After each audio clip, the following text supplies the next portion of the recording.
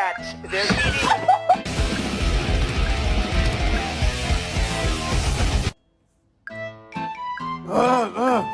You.